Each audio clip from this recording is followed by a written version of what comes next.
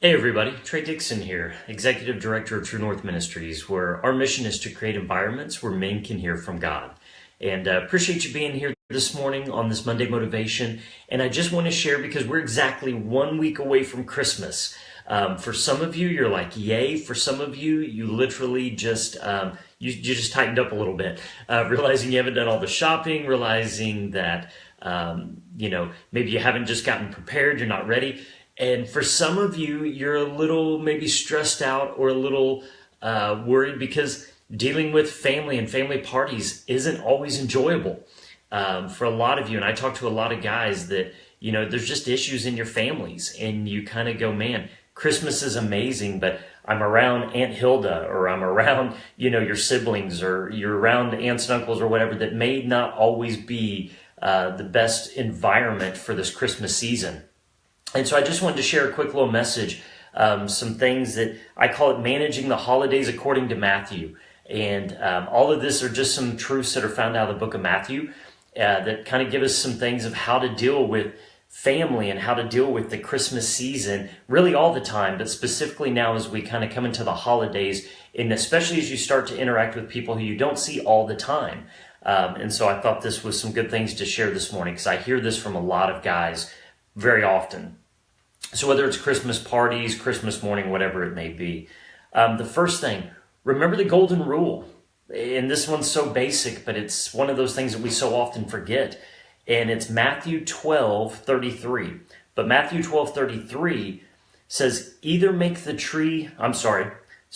wrong one. Matthew 7:12. Matthew 7:12 is the golden rule. It says, so whatever you wish that others would do to you, do also to them. For this is the law and the prophets. Now, this is the golden rule, and we all know this. Do unto others as you would want others to do to you. But what's interesting is verses 13 and 14. So these literally go together. It's in the same sentence, in the same breath. This is what Scripture says. Do unto others as you want them to do to you. Enter by the narrow gate. For the gate is wide and the way is easy that leads to destruction, and those who enter by it are many. For the gate is narrow and the way is hard that leads to life, and those who find it are few. Now, why is it Scripture says, do unto others as you want others to do to you, and then talks about the wide gate and the narrow gate in the same breath? And I truly believe it's because most of us know the golden rule, but very few of us follow the golden rule. Okay? And I want you to hear that. When you're around people this Christmas, when you're around family, when you're around friends, whoever, simply follow the golden rule because most people don't. Everyone wants to be treated with respect. Everyone wants to be treated with kindness. Everyone wants to be treated with grace and with mercy. But very few people treat others that same way. And that's why Scripture talks about the narrow gate and the wide gate in the same breath that it talks about the golden rule. So, number one, just simply remember the golden rule this Christmas. Simply remember the golden rule. Speak kindly, treat others with respect, and just treat them and speak to them the way that you would want to be treated. Number two, share good fruit. Share good fruit. And this is Matthew 12:33 and 35. It says, either make the tree good and its fruit good, or make the tree bad and its fruit bad. For the tree is known by its fruit. You brood of vipers, how can you speak good when you are evil? For out of the abundance of the heart, the mouth speaks. Hear that. For out of the abundance of the heart, the mouth speaks. The good person out of his treasure brings forth good, and the evil person out of his evil treasure brings forth evil. Now, what I mean by this, bring good fruit. There's plenty of negative things that you can talk about this Christmas. There's conversations, there's plenty of things in politics that I promise you can get into. There's plenty of negative things in the world today. Don't engage in those things. Don't bring that negative fruit. Don't bring the bad fruit. Don't start sharing about the idiot that was driving that cut you off and, you had road rage and wanted to shoot them. Just don't even bring those things up. Don't talk about the person at work that you can't stand, that makes your life miserable, that whatever. When you bring bad fruit, it turns the environment negative. It just makes the conversations negative. And out of the abundance of our heart, the mouth speaks. So bring forth good fruit. Share positive stories. Share if there's anything positive about politics, share that. If there's, positive things with your kids, with the family, whatever it may be, share positive things. Share positive things that have happened at work. Share positive things with your kids in their sports or school or whatever. Bring good fruit. Be good fruit. Because like I said, there's plenty of negative things to talk about, but don't. But why? Because all that does is that brings negative energy, for lack of a, kind of a better term. But it really does. It just brings a negative atmosphere that then makes everything else negative. So don't do that. Be positive fruit. So remember the golden rule and be good fruit. And then lastly, because some of you, and I know what you're thinking, yeah, but you don't understand, Trey. You don't know my family. I've got Aunt Hilda who just, everything she says is negative, or everything is about her, or whatever. Or Uncle Eddie, Uncle Eddie. But you've got this Uncle Eddie who just, everything is negative, everything's bad. I just can't, there is no such thing as a good conversation with him. And I get it. Sometimes there's people like that. And when you have those people and when you have those conversations, this is a technique that I don't recommend using, and you have to be careful with this. Do not use this with your spouse. Do not use this with your kids. Don't use this in any close relationships. But when you're around people that are just constantly negative, who aren't in your inner circle, people who aren't super close to you, you're just trying to keep the peace for this one day, sometimes you have to divert. And what I mean by diverting, and this is Matthew 10:16, I believe, says, "Behold, I'm sending you out as a sheep in the midst of wolves. So be wise as serpents and innocent as doves." Okay, be wise as serpents.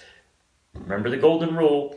Bring good fruit. Be wise as serpents, but gentle as a dove. If you've got that just really negative person and they're talking, they get real negative on politics. They start getting real negative on religion. They just get negative about the world, whatever it may be. Sometimes you divert. And by diverting, what I mean by that is simply you just divert the conversation while they're just kind of negative. Go, hey, I'm just curious. What about your kids? How are they doing in sport? How are they doing at school? How are they doing in their sports? You divert to something about them that's going to hopefully be positive, okay? You try to divert it with something, a question, talk about their kids, talk about their work, talk about their hobbies. If they like to fish, if they like to hunt, if they like to shop, if they like to woodwork, whatever. Ask something about them that that they want to talk about. People love to talk about themselves. We just, as individuals, we love to talk about ourselves. So ask them a question about themselves or about their kids or about their hobbies. In worst case, ask them about sports. If they like sports, man, what do you think about OU football? What do you think about Baker Mayfield? Don't ask them about OSU, because that may take them to a negative place. I'm just kidding. For all of our OSU brothers and sisters, we love you guys. I was just joking. But this is one of those things. Divert to something that can be positive and divert it to a more positive type of message or more positive point of the conversation. So if you have to, simply divert, and because people they love to talk about themselves, so ask them something about themselves that they'll be interested in. And then lastly, there's a lot of you that I also know right now, you're in a storm. There's a lot of you that Christmas coming up is not even necessarily just because you have to deal with family, but Christmas is because this may be the first time without your immediate family. This may be the first Christmas without your wife and your kids, or without your husband.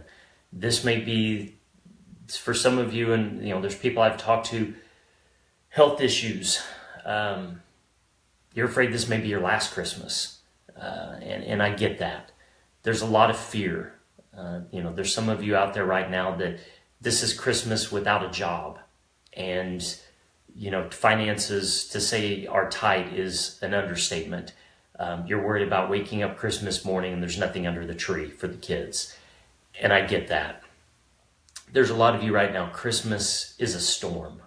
It's not this incredible day of anticipation, but it's a day of fear or a day of loneliness, or whatever, of grieving, of hurting.